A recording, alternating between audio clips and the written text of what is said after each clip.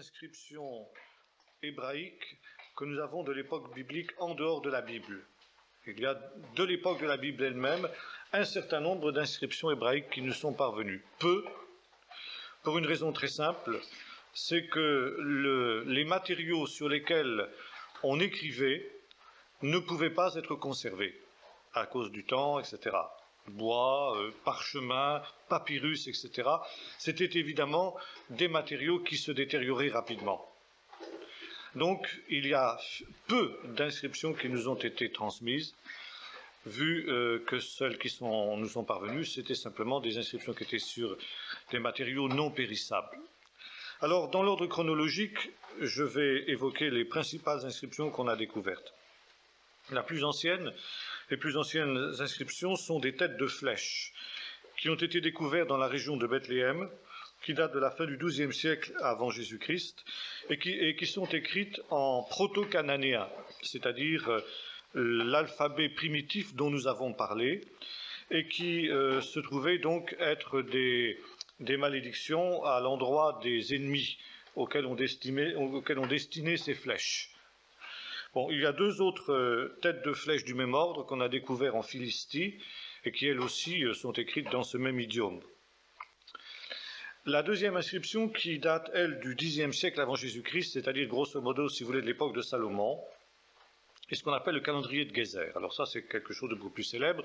C'est une inscription qui se trouve écrite sur une plaque d'argile et qui, oui, c'est ça, sur une plaque d'argile, sur un ostracone, on appelle ça, et qui évoque, si vous voulez, les différents travaux des champs, les différents travaux agricoles à effectuer chaque mois de l'année. C'est un exercice scolaire, c'est un écolier, n'est-ce pas, de l'époque de Salomon qui a fait ce devoir. On lui avait demandé, la question qu'il devait traiter, c'était justement ça. Quels sont les travaux à effectuer pour chacun des 12 mois de l'année ? Et c'est très intéressant de noter que des jeunes, n'est-ce pas, des enfants ou des jeunes savaient écrire à l'époque de Salomon et avaient donc quand même une culture qui, pour l'époque, n'était pas une culture particulièrement négligeable. Nous avons ensuite de Samarie, du 8e siècle avant Jésus-Christ, une stèle monumentale, ce qui fait qu'elle a pu être conservée, qui comprend un certain nombre d'inscriptions, qui semblent avoir été originaires, finalement, écrites par des gens qui étaient originaires de la tribu d'Acher.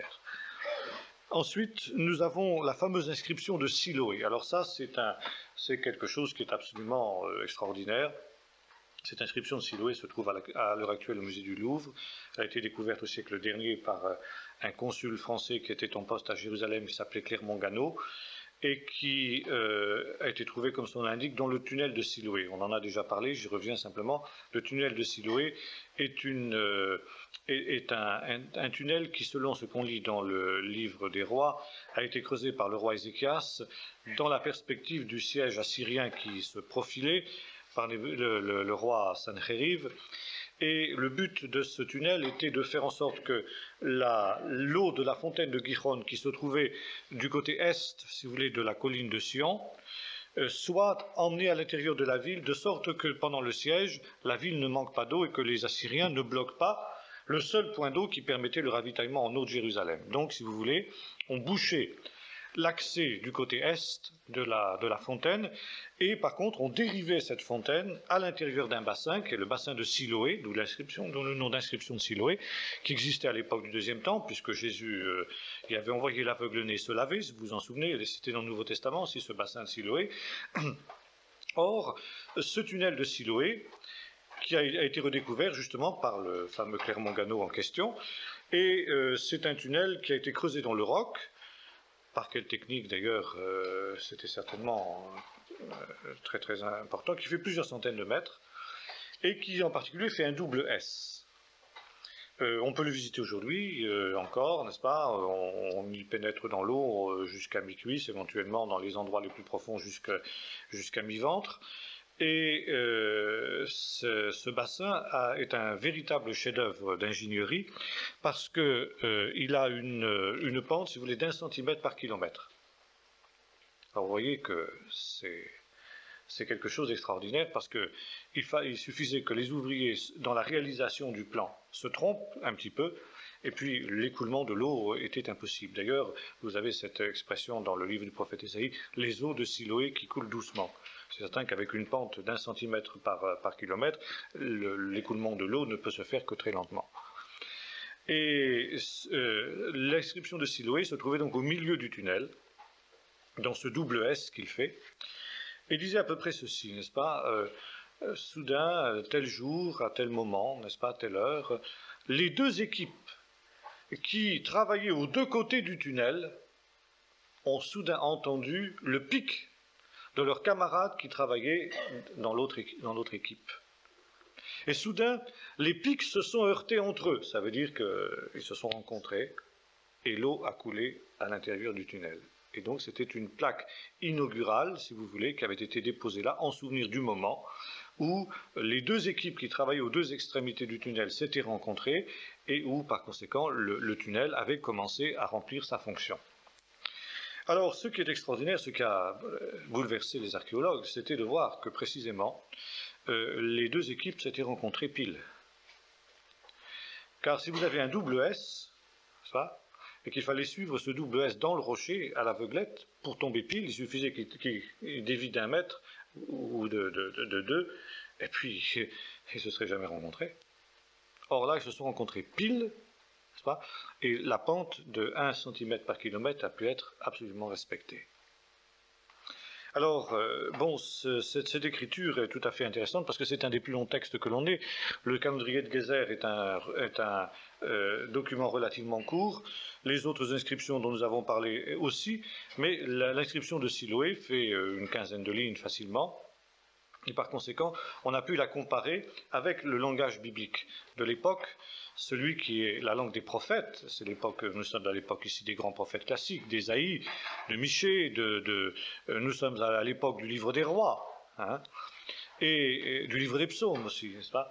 Or, nous avons effectivement la même langue, n'est-ce pas, les mêmes tournures grammaticales, les mêmes tournures de style, n'est-ce pas, le même vocabulaire que celui que nous avons justement dans les textes bibliques. C'était une extraordinaire confirmation de l'authenticité des textes bibliques bien avant la découverte des manuscrits de la Mer Morte, que cette inscription de Siloé. Ensuite, nous avons une autre inscription qui, elle aussi, est une extraordinaire confirmation des textes bibliques, qu'on appelle l'inscription de Shevna Asher Alabait. C'est une inscription qui a été découverte entre les deux guerres, si vous voulez, un petit peu avant la Deuxième Guerre mondiale, ou même pendant la Deuxième Guerre mondiale, je n'ai plus les dates exactes en tête, par le professeur Soukenik. Et cette inscription a été découverte sur un tombeau, un des tombeaux nombreux qui sont dans ce qu'on appelle la vallée du Cédron, à l'est de Jérusalem. Ceux qui connaissent un peu Jérusalem, David, tout ça, vous avez vu les tombeaux monumentaux qu'il y a dans la vallée du Cédron, vraisemblablement ce qu'on appelle le tombeau d'Absalom, le tombeau de Zacharie, qui n'a rien à voir avec Absalom ni Zacharie, mais enfin c'est la tradition qui leur a donné ce nom. Et il y a sur l'autre pente du village de Siloé, du village arabe, il y a des tombeaux qui sont creusés dans le roc. Vous avez peut-être vu ça, vous les avez aperçus peut-être. À flanc de montagne carrément, quoi. Hein. Certains d'ailleurs servent d'habitation maintenant pour les Arabes qui habitent dans le village de Siloé. Et le tombeau de Shevna Asher Alabait était dans un de ces tombeaux-là. Et cette inscription disait à peu près ceci, c'est très intéressant, cette inscription est écrite en hébreu carré, n'est-ce pas ? C'est-à-dire en hébreu qui, en principe, qu'on croyait être un hébreu qui ne datait que du retour de l'exil, mais en fait, on s'est rendu compte là, grâce à cette inscription de Shevna Asher Alabait, que déjà, à l'époque classique, n'est-ce pas, il commençait à avoir un usage de l'hébreu carré.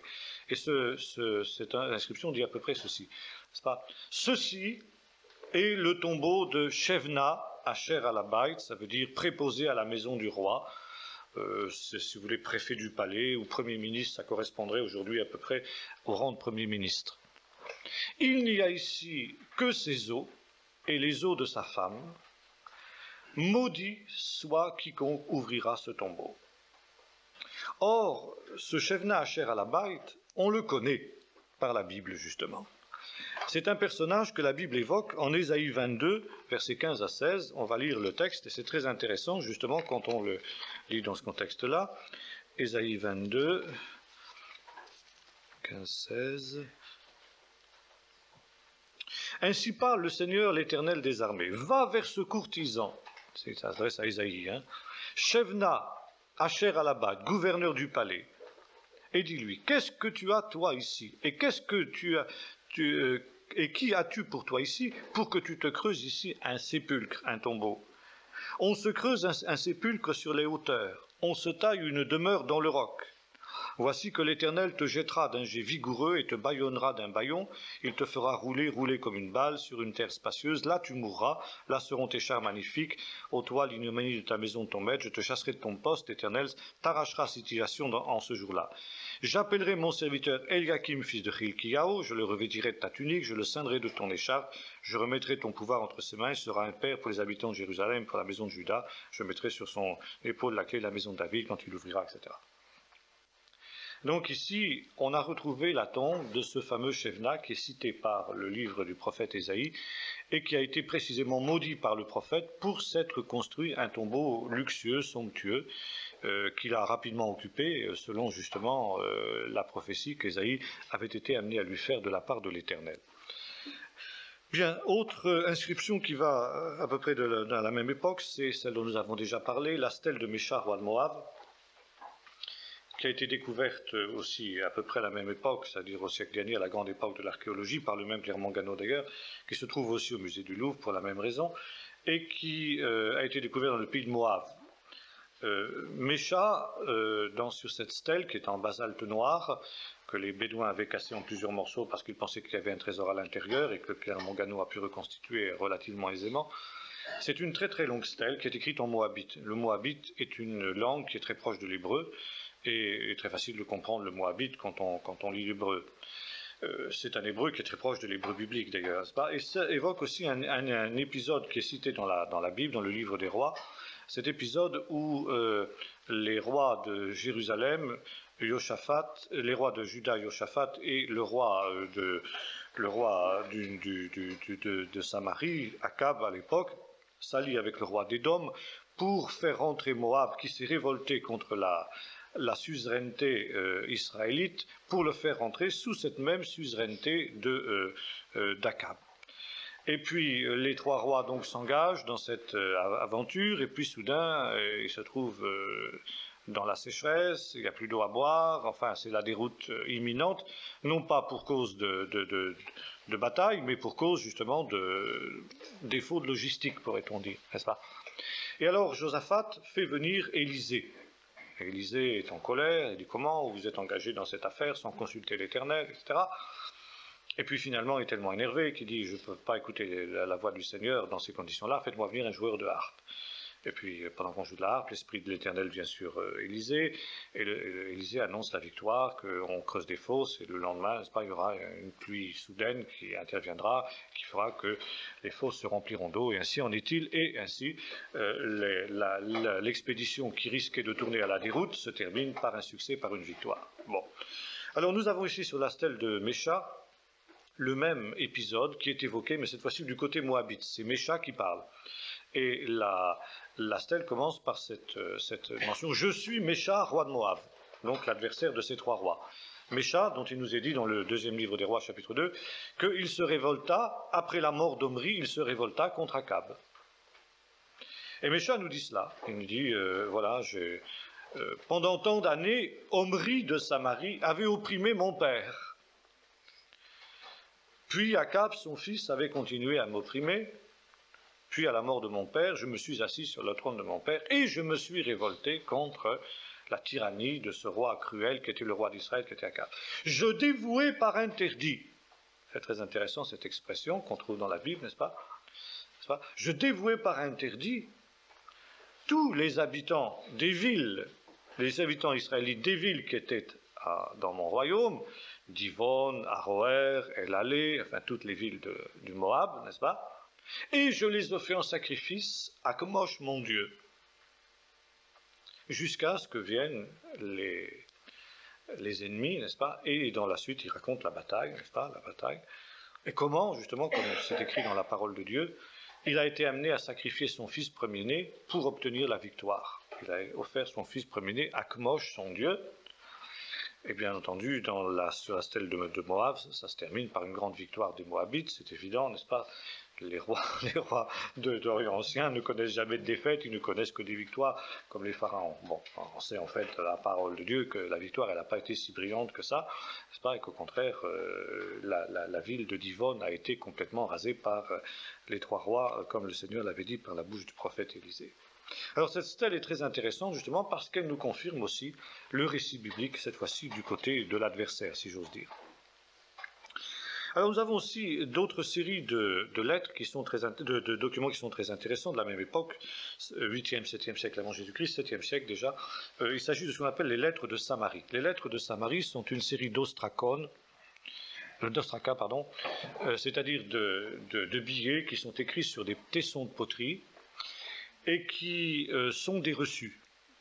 Des reçus des différentes divisions administratives de Samarie, qui étaient dans un espèce étaient retrouvées dans les ruines d'un ancien magasin royal, où était entreposé, si vous voulez, le tribut que les différentes provinces devaient payer au roi tous les jours. Nous savons par exemple que Salomon consommait tous les jours pour sa table personnelle tant de mesures de blé, tant de mesures d'huile, tant de mesures de vin, tant de ceci, tant de cela, tant de bœufs, tant de moutons, etc.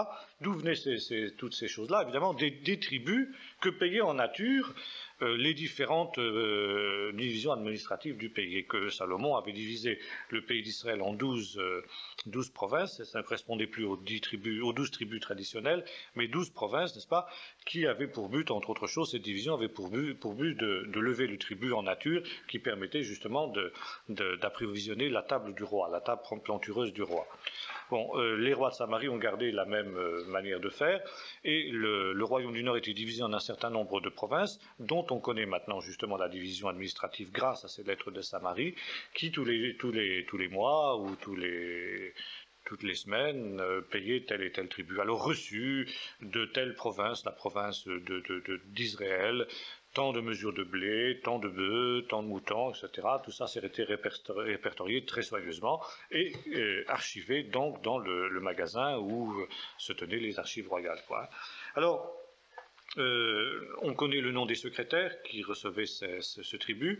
Bon, ces lettres, elles datent de la fin du royaume de Samarie, si vous voulez, c'est-à-dire, grosso modo, des derniers rois de Samarie, notamment du roi Menachem.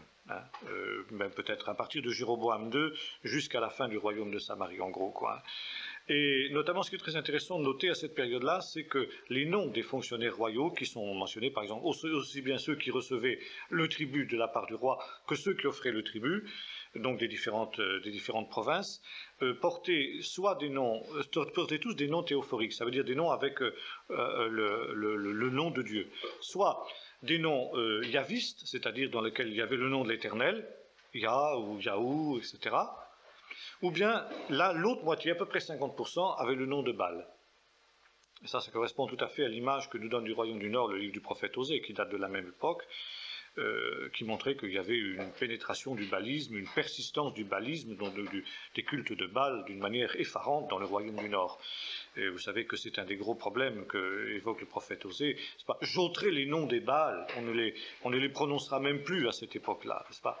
Bon, ben, la moitié des habitants du pays de Samarie avaient le nom de Baal dans leur nom. Par exemple, Baal est grand, Baal est puissant, ou bien des choses comme ça, c'était ce que signifiait leur nom. Et 50%, à peu près, grosso modo, bien sûr, étaient des fidèles de l'Éternel. Donc il y avait vraiment ce gros conflit qu'on voit naître, en particulier à l'époque du prophète Élie, et qui va subsister jusqu'à la fin du royaume du Nord, et entraîner la chute du royaume du Nord, selon justement ce que nous dit l'histoire inspirée. Bien.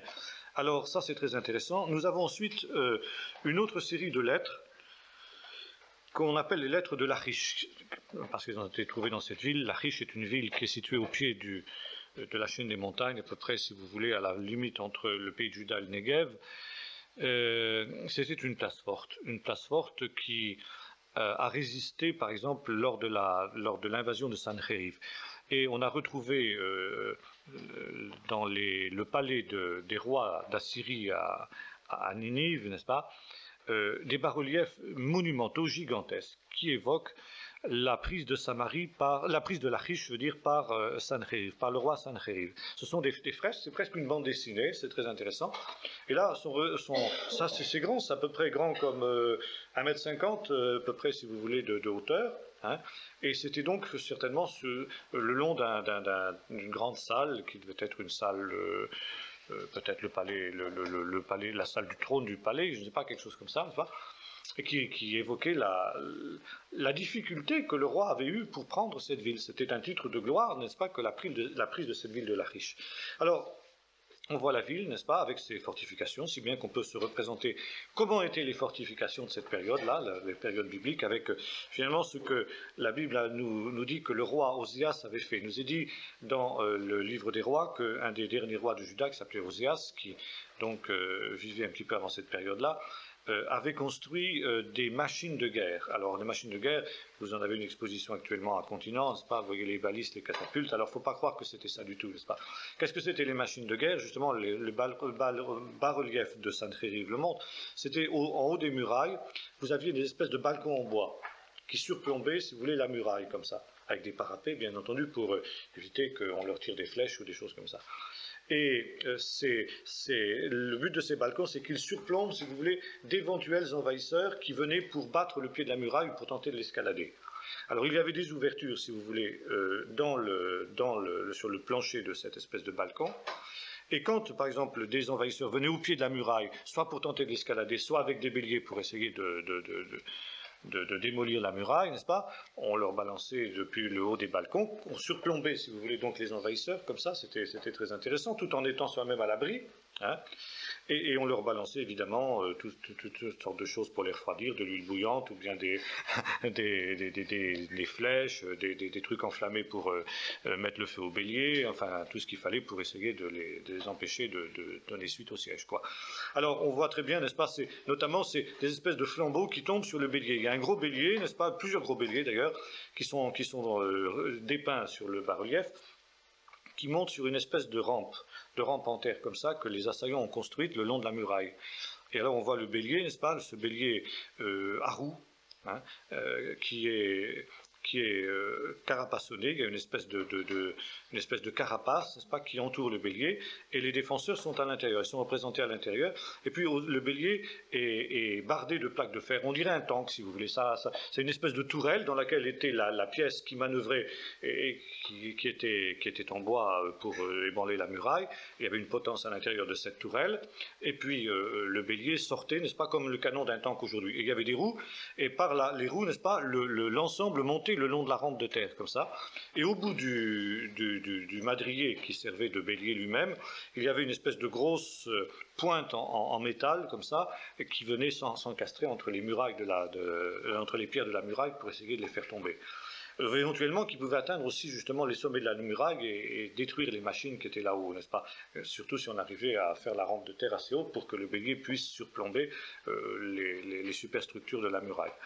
Et alors on voit très bien ces 2 ou 3 béliers qui sont à certains endroits, on voit les pierres qui tombent, et puis on voit derrière les soldats assyriens. Alors vous avez 2 types de fantassins, des fantassins qui sont légèrement armés avec des boucliers ronds, et qui montent à l'abri de leurs boucliers ronds, n'est-ce pas? Ils mettent les boucliers sur la tête parce qu'on leur balance des choses depuis le sommet de la muraille. On voit les volées de flèches qui leur arrivent dessus, n'est-ce pas?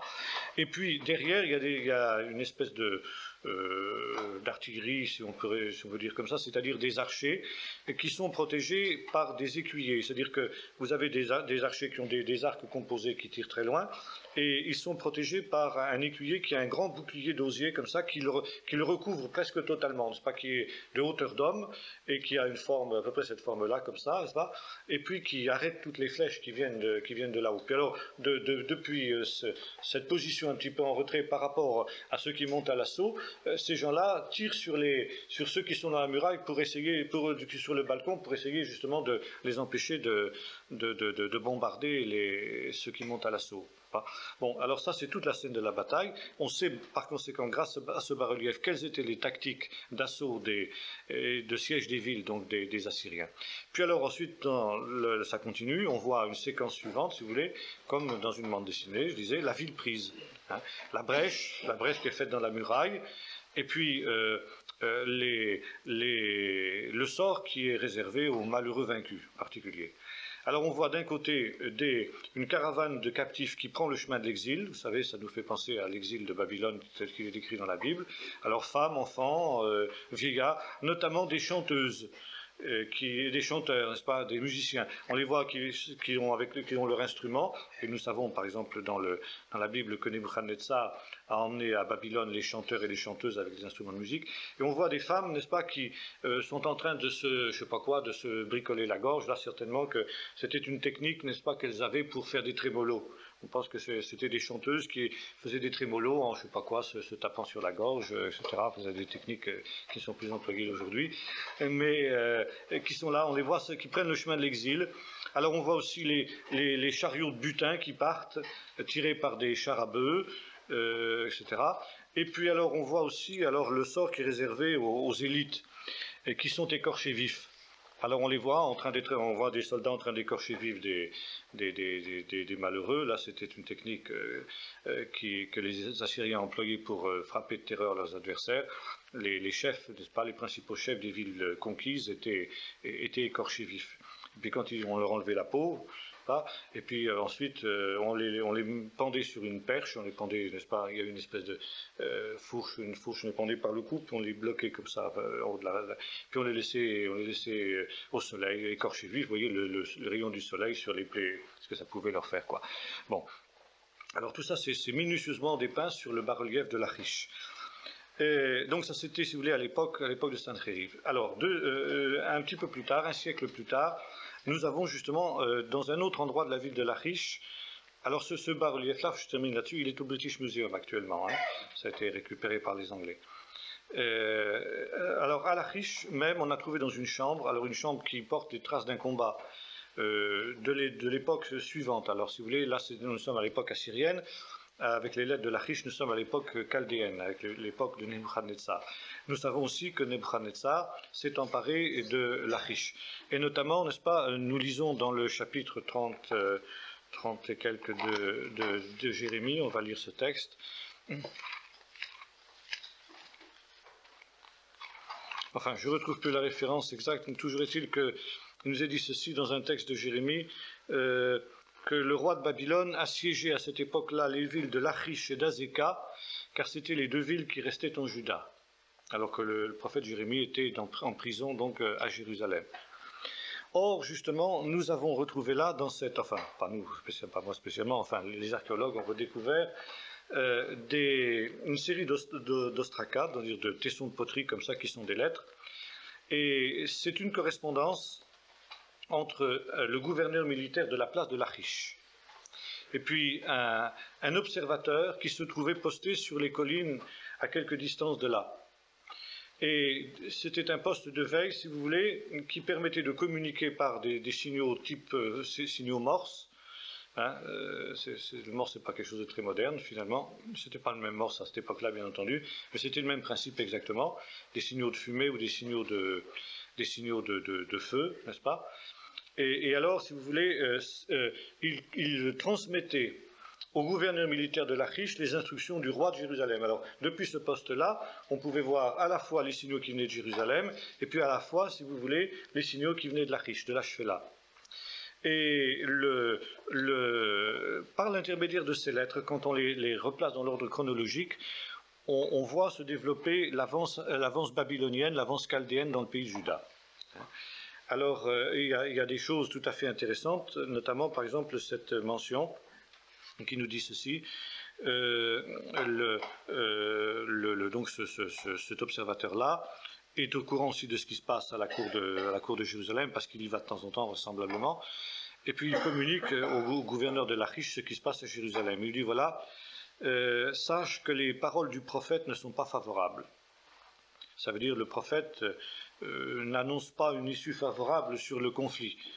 Bon, le prophète, il ne nous est pas dit quel était le prophète, mais bon, bien qu'il y ait eu plusieurs prophètes en Juda en ce temps-là, par exemple, nous entendons parler de faux prophètes auxquels Jérémie s'en prend, mais enfin, il est certain que quand on dit le prophète tout court, c'était le grand prophète de cette période-là, ça ne peut être que le prophète Jérémie. Or, quel était en plus de ça le prophète, et le seul prophète, qui annonçait une issue défavorable au conflit, c'était justement, selon la Bible, le prophète Jérémie. Et pour ça, il a été emprisonné et menacé de mort, précisément. Sache donc que les paroles du prophète ne sont pas favorables. Et notamment, le prophète en question, dans les lettres de l'Achish, s'en prend avec véhémence à toute une manœuvre qui a lieu pour essayer de chercher du secours en Égypte. On apprend par les lettres de l'Achish que le roi de Jérusalem, le roi Sédécias, a envoyé des messagers pour essayer d'obtenir du secours contre les Chaldéens en Égypte.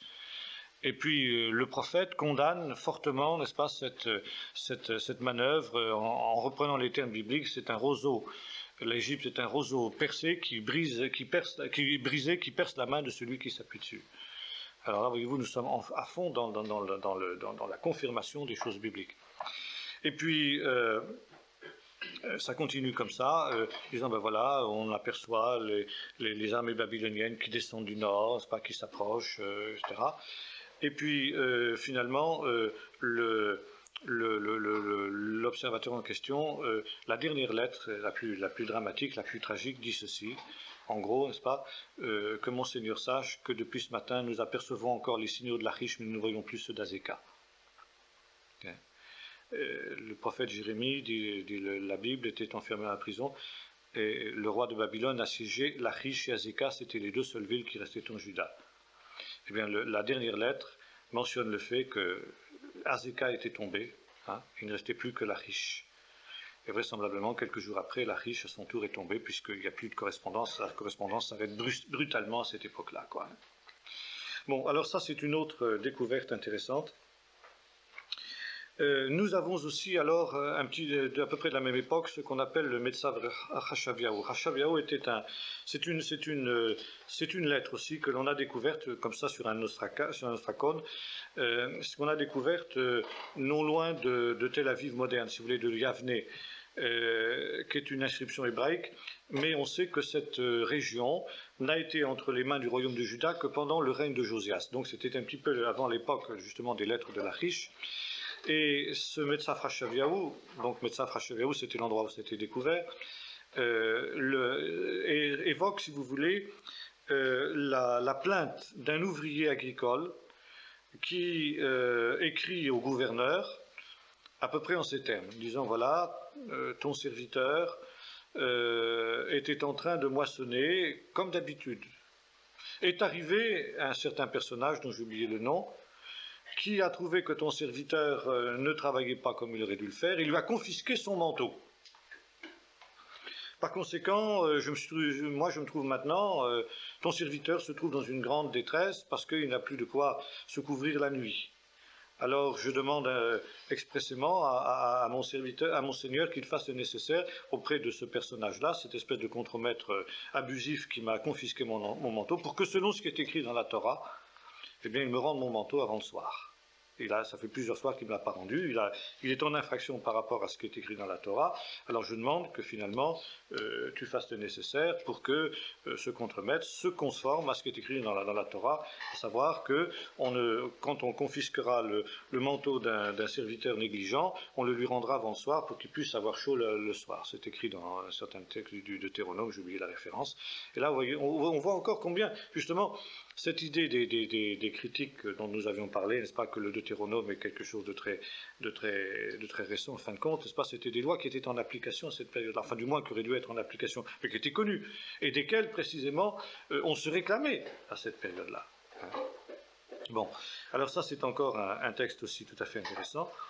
Et puis alors, nous avons aussi, beaucoup plus récemment, des fouilles qui ont été effectuées à Jérusalem depuis 1980, à peu près la décennie des années 80, et qui a permis de redécouvrir des restes de la ville de l'époque de Jérémie, notamment justement des endroits qui ont été détruits par Nebuchadnezzar au moment du siège de Jérusalem en 586.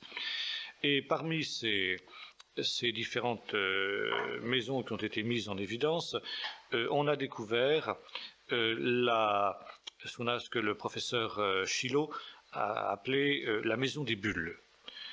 Qu'est-ce que c'était que la maison des bulles? C'était des archives de la ville de Jérusalem, dans lesquelles étaient archivés tous les documents officiels, toutes les transactions, les ventes et des choses comme ça. Nous lisons toujours dans le livre du prophète Jérémie qu'un beau matin, alors qu'il était en prison, son oncle Shaloum est venu le voir pour lui demander d'acheter un champ qu'il avait à Anatot et par rapport auquel, selon la parole de Dieu, il avait droit de rachat. Et donc, Jérémie, le Seigneur lui avait dit, ton oncle va venir et il te demandera d'acheter son champ, tu le feras. Alors Jérémie lui achète son champ, il lui pèse l'argent, parce qu'on pesait l'argent à cette époque-là, devant des témoins, et puis il y a un texte officiel qui est écrit, un contrat de vente, qui est scellé, qui est roulé, et puis qui est scellé par une cordelette, et on met une bulle, c'est-à-dire une espèce de seau, si vous voulez, en terre cuite, n'est-ce pas, qui empêche que l'on ouvre le document en question, et sur lequel il est écrit « Contrat de vente entre Jérémie et son oncle Shaloum, qui date du temps, n'est-ce pas, et qui a trait à un champ qui se trouve situé à tel endroit, numérotant du cadastre, etc., à Anatot. » Bon. Et puis ce document était ensuite archivé dans un endroit spécial, où étaient archivées évidemment toutes les transactions du même ordre. Bon. Or, ce bâtiment d'archives, on l'a retrouvé dans les fouilles qui ont été effectuées en 1980. Et on a retrouvé non pas les documents eux-mêmes, parce qu'ils étaient en parchemin, et par conséquent ils ont été détruits, mais par contre les bulles, c'est-à-dire les sceaux qui scellaient ces différents documents, qui eux étaient en terre cuite, un certain nombre du moins d'entre eux étaient intacts. On n'a malheureusement pas retrouvé celui qui évoquait la transaction entre Shaloum et Jérémie, mais par contre, on a trouvé le nom d'un certain nombre de personnages qui nous sont cités dans le livre de Jérémie. Notamment le préposé à la maison du roi de l'époque, Hilkiah, si ma mémoire est bonne, et puis aussi, donc, ce qui a été la découverte la plus extraordinaire, c'est qu'on a redécouvert un sceau qui portait ce nom, n'est-ce pas, contrat appartenant à Baruch, le fils de Néria.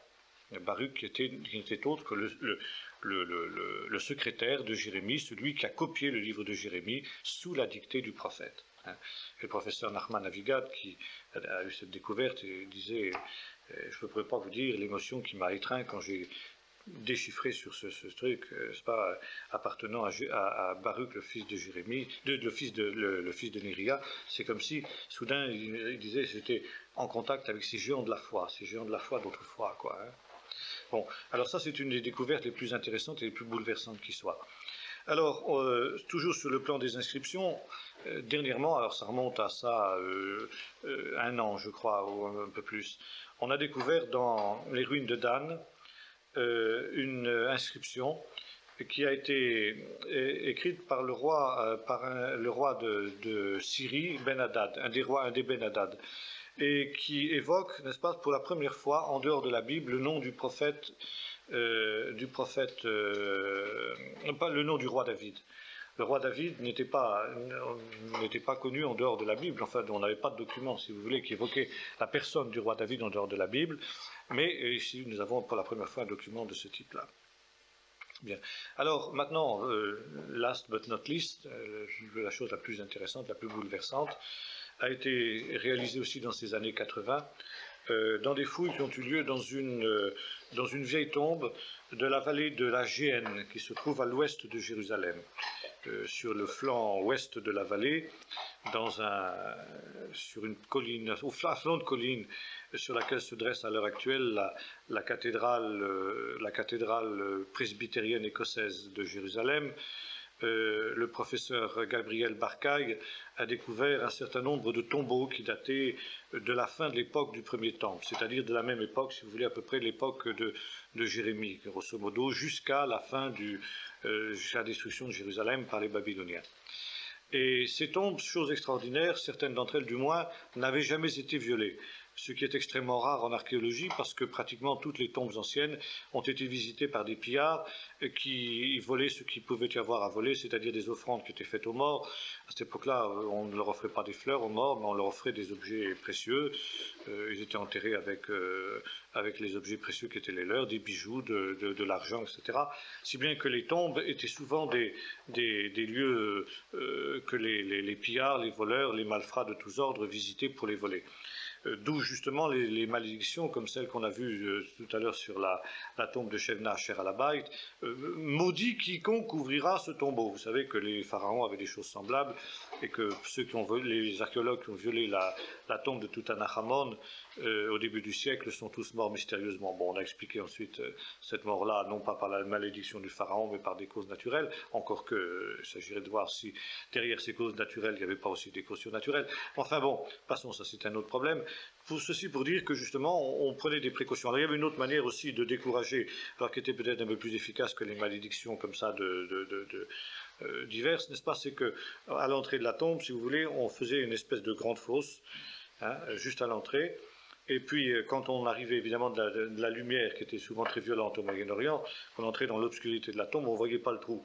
Puis les gars tombaient les deux pieds et la tête la première dans la fosse en question, puis alors évidemment, ils n'en sortaient plus jamais. Ce tombeau devenait leur tombeau.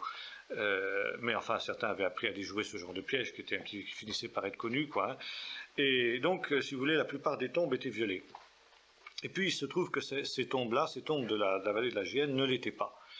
Et notamment dans une de ces tombes-là, le professeur Barcaille a découvert, les tombes sont toutes construites sur le même modèle à peu près, si vous voulez, vous avez une espèce d'antichambre, et puis ensuite vous avez les chambres mortuaires qui peuvent être nombreuses, parce que les tombes étaient des tombes qui étaient souvent employées pour toute une famille, voire même toute une dynastie. Alors vous aviez plusieurs chambres funéraires, selon la richesse de la famille, parce que se creuser un tombeau, comme on le voit justement dans le texte d'Ésaïe que nous avons lu tout à l'heure au sujet de Shebna Alabait, c'était quelque chose de très important. Ça coûtait très cher, parce que ça prenait des années pour faire un tombeau. Alors la main-d'œuvre pour creuser le tombeau, c'était cher. Donc si vous voulez, quand on avait un tombeau, on ne le faisait pas pour soi-même seulement, on le faisait pour toute la famille, et éventuellement la tombe était employée pendant plusieurs générations. Par exemple, vous trouvez le fait que Jésus a été enterré dans un tombeau neuf dans lequel jamais personne n'avait été mis. C'était le tombeau de Joseph d'Arimathée, qui était, nous était dit, un homme riche de Jérusalem, qui avait les moyens justement de se creuser ce tombeau, qui s'était fait pour lui-même et pour sa propre famille. Alors donc, si vous voulez, le tombeau se présentait de la manière suivante, les chambres funéraires, vous aviez ce qu'on appelait des reposoirs, c'est-à-dire des espèces de banquettes en terre, en pierre, n'est-ce pas? Par exemple, si vous avez une chambre rectangulaire, vous aviez une banquette, par exemple, sur les deux côtés latéraux, puis vous aviez deux autres reposoirs sur la façade, sur la plus grande façade, quoi. Hein. Bon, éventuellement, vous aviez accès par cette première chambre funéraire sur une deuxième chambre, puis vous aviez le même phénomène, quoi. Hein. Alors, quand vous aviez quelqu'un qui mourait, il était enveloppé dans des bandettes, comme on lit pour ce qui est de Jésus, avec des aromates. Et puis le corps était déposé sur un reposoir. Et puis ensuite tout ça s'était scellé. Et un an après, on revenait. Quand la chair s'était décomposée, on récoltait les os. Et ces os, on les mettait dans une espèce de coffre en terre, en général, ou en pierre, qu'on appelait un ossuaire, dans lequel on mettait le nom du mort, n'est-ce pas? Et puis ces ossuaires étaient ensuite placés dans une autre chambre funéraire qui était dans une autre partie du tombeau, dans laquelle il y avait des petites niches comme ça, où on mettait les ossuaires avec le nom du mort. Et puis les reposoirs eux-mêmes étaient disponibles pour d'autres morts qui venaient. Donc vous aviez dans un tombeau plusieurs générations de morts qui étaient ensevelis les uns avec les autres, d'où l'expression biblique être rassemblés à ses pairs. Hein, quand on mourait, on était rassemblés à ses pairs parce qu'on allait dans les tombeaux de ses pairs et les ossements rejoignaient les ossements des pairs. Alors, le professeur Barcaille a découvert justement sur un des reposoirs un squelette qu'on n'avait pas eu le temps ou bien on n'avait pas eu l'occasion, n'est-ce pas, de récolter ces os, parce qu'on récoltait les os aussi finalement quand il y avait besoin d'une nouvelle sépulture, on pouvait le laisser plusieurs années éventuellement. Et ce personnage-là avait été enterré avec des richesses assez considérables, des pierres précieuses, beaucoup de pierres précieuses, de bijoux précieux. Bon, on avait donc affaire ici à une tombe de riche, manifestement. Quand on a fouillé un petit peu plus, on a trouvé des ossuaires et les noms des personnages enterrés. Et alors il y avait par exemple cette expression Paltia, fils de Paltia. Paltia, Paltiaou, n'est-ce pas, ça veut dire littéralement le protégé de Dieu, ou bien le réfugié, celui que Dieu met à l'abri en quelque sorte. Hein. Et c'est une famille qui est très connue. C'est un nom qui est connu par le Talmud en particulier. Dans le Talmud, nous savons qu'il y avait une famille de prêtres qui portait ce nom de famille de Paltiaou. Et à l'époque du Talmud, c'est-à-dire donc après la destruction du temple, du deuxième temple cette fois-ci, nous entendons parler de membres de cette famille de prêtres à Jéricho. Jéricho était leur lieu de résidence à l'époque du deuxième temple. Bon. Or, manifestement, ici, cette famille dont il est question dans le Talmud est la même que celle qui était enterrée dans cette tombe-là. Mais les surprises ne s'arrêtent pas là, si vous voulez. On a découvert au cou de ce squelette 2 petits rouleaux d'argent.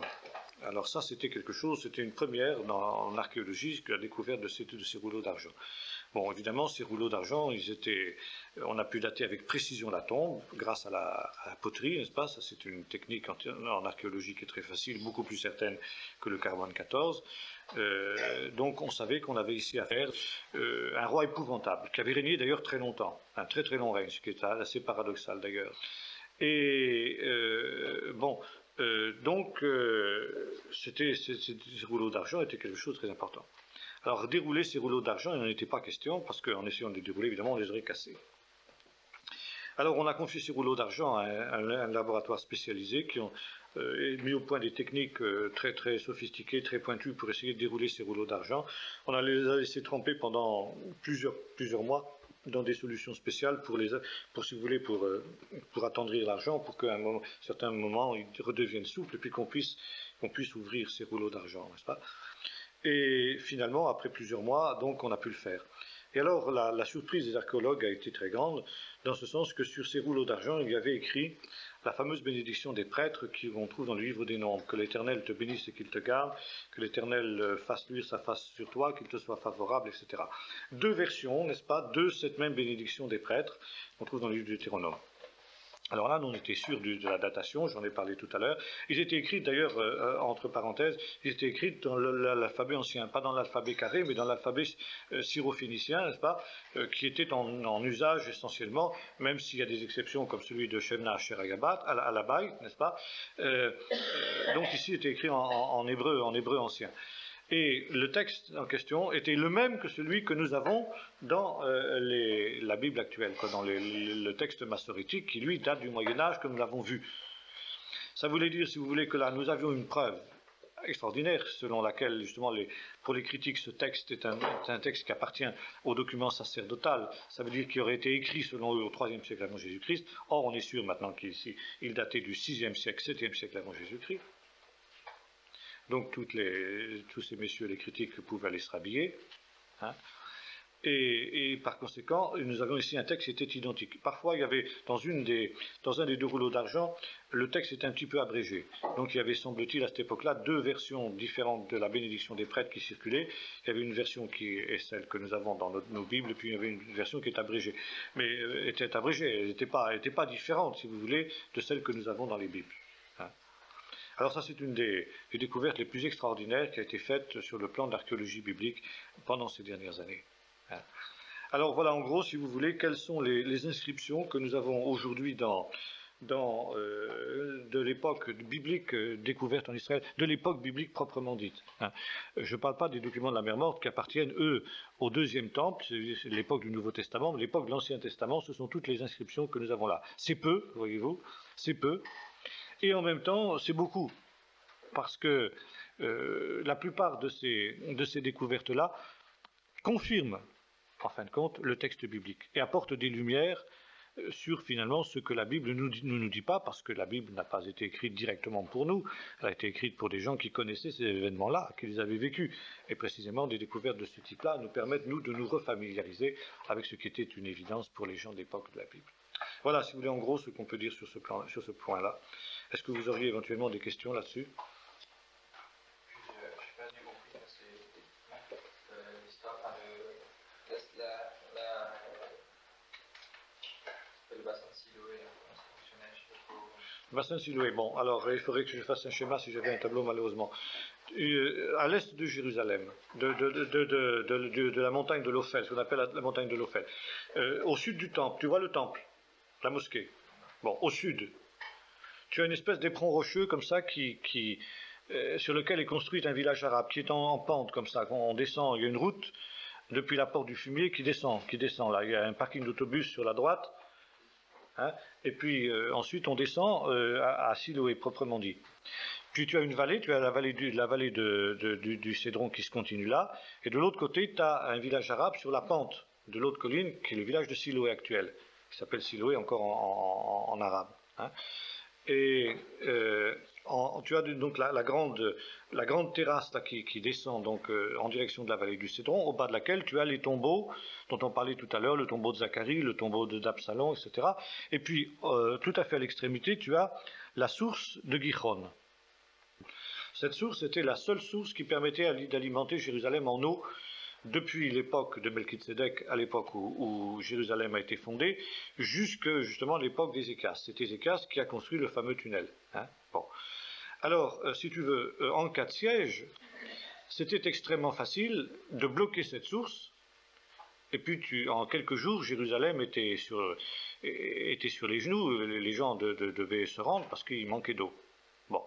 Alors, pour résoudre ce problème-là, il y avait deux solutions. Il y avait la solution qui avait été celle des Jébusiens.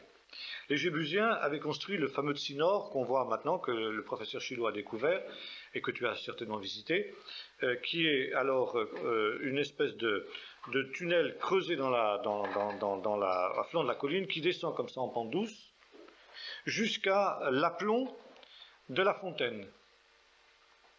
D'accord ?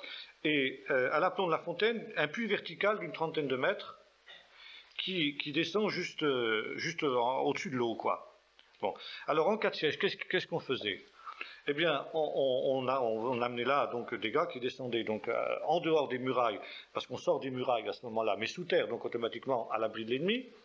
Et puis à l'aplomb de la fontaine, qu'est-ce qu'on faisait ? Soit qu'on descendait des seaux, soit qu'on descendait un gars qui remplissait des seaux en bas. Puis on le remontait ensuite avec une corde. Maintenant, si l'ennemi découvrait le stratagème, le puits à pic de 30 mètres de haut l'empêchait de grimper. Donc de toute façon, l'ennemi ne pouvait pas pénétrer dans la place par cet endroit-là. Justement, c'est ce que croyaient les Jébusiens. Par contre, Joab, lui, a réussi cet exploit extraordinaire d'escalader ce puits à pic. Hein ? Et il a fallu faire venir des alpinistes chevronnés avec toutes les techniques modernes pour pouvoir renouveler l'exploit de Joab. C'était un véritable exploit. On sait aujourd'hui que c'était un véritable exploit que cette escalade de Joab et de ses hommes. Alors, ils sont rentrés, alors que les Jébusiens disaient c'est inviolable. Jamais personne ne réussira, surtout que c'est une cheminée étroite. Hein. Jamais personne ne réussira à pénétrer par là. Alors ils ont remonté ces 30 mètres-là, puis à partir de là, ils ont remonté le tunnel, ils sont rentrés dans la ville, pendant que tout le monde dormait, ils ont ouvert les portes à leurs copains qui attendaient à l'extérieur, et puis ils ont pénétré dans la ville et l'ont prise comme ça. C'est comme ça que Jérusalem a été prise, Jébus a été prise. Bon. Alors ça, c'est une solution, c'est une technique. Maintenant, il y a une autre technique qui était celle justement d'Ézéchias, qui consistait à boucher, si tu veux, l'accès extérieur de la fontaine par un mur pour empêcher l'ennemi d'occuper cette fontaine, parce que tu pouvais faire une autre chose, si tu veux, tu pouvais mettre une garnison en permanence dans la fontaine, et puis, si tu veux, dès qu'un gars descendait par la corde pour prendre de l'eau, ben, il suffisait de le cueillir à l'arrivée, puis c'était fini, on ne pouvait plus se ravitailler en eau. Hein. Donc ça, c'était un problème. Alors, qu'est-ce qu'a fait Ézéchias ? Il a muré complètement l'entrée extérieure de la fontaine, et puis il a détourné, donc il a creusé un tunnel qui amenait l'eau à l'intérieur de la ville directement. Pour une autre raison aussi, non seulement pour une raison de sécurité, mais parce que la population de Jérusalem à cette époque-là s'était considérablement accrue. Donc si tu veux, la corvée d'eau que pouvaient faire un ou deux gars qui venaient chercher tous les matins de l'eau dans la fontaine par le système en question de la corde, ne permettait pas d'alimenter, si tu veux, suffisamment tous les habitants de Jérusalem. Alors, ce qu'a fait Ézéchias, il a fait rentrer directement par ce tunnel l'eau, il l'a déversée dans une piscine, dans une espèce de bassin qui était à l'intérieur de la ville, où n'importe qui, toutes les femmes, pouvaient venir à l'intérieur de la ville, à l'intérieur des murailles, puiser de l'eau tous les matins, comme elles l'auraient fait en temps de paix. Donc ça permettait une alimentation en eau beaucoup plus facile de Jérusalem que, si tu veux, par l'ancien système. Voilà, c'était comme ça. C'est le fameux tunnel là, qu'on visite. C'est le tunnel des Éclasses. C'est le bassin qui arrive. Alors à l'arrivée, il arrivait dans ce bassin de Siloé, là, qu'on voit encore. Autre question?